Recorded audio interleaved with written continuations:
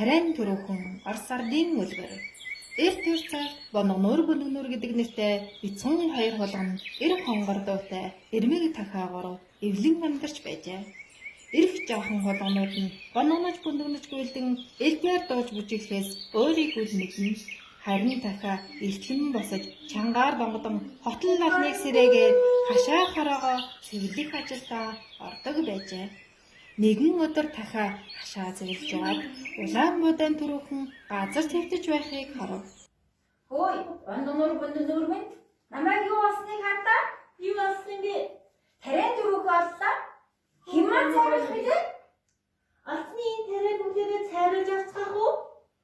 Би л цайруулахгүй шүү. Би цайруулахаасаа.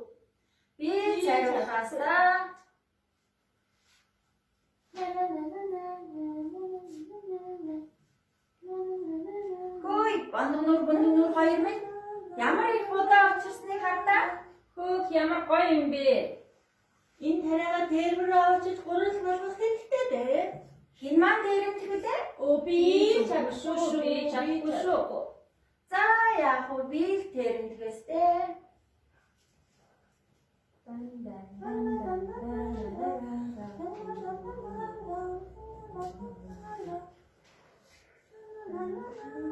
Хөөе, Бөндгөнүүр минь ямар их гурал болсныг хардаа? Хөөх ямар гоё юм бэ? Одоо бүгдээрээ энэ гурдаараа талах хийж идэх юмсан те. Химээ гурал зурч, мод оруулж, фишингээ галах үлээ? Би чадахгүй шүү. Дахиад бодож би зурах болж явах шүү дэгээд урлаа зурж, мод оруулж, фишингээ галлаа. Тэгээд фишингээ халмагц талхаа барив. Хулганууд энэ хооронд бас л дуудуулж, бүжин наадаж тоглосоор өнгөрөв. Дахиад талхаа гаргаж ирвэл маш сайхан үнэртэж байв. Амтд талхны үнрээр хулганууд гүйлдэн Адуун талах идэх амттай шүү. Мэдээж байна. Та хоёр хилээд тариан түрүүг хэн болсныг хэлээч?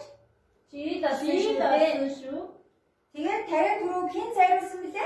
Чи цайруулсан шүү дээ.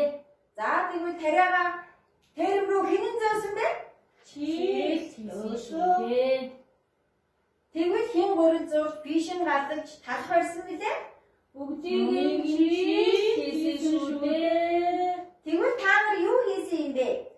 юу ч хариулах вэ? Ямар ч хэлэх үг байсангүй. Бөндгөнүүр хоёр ширээнээс буухад дахиад тэднийг суу гэсэнгүй. Ийм залхуу хойрог амьтдыг амтад талахаар дайлна гэдэг чинь юу гэсэн үг вэ? Хүүхдүүдээ Бөндгөнүүр хоёр шиг залхуу хойрог байж болохгүй шүү.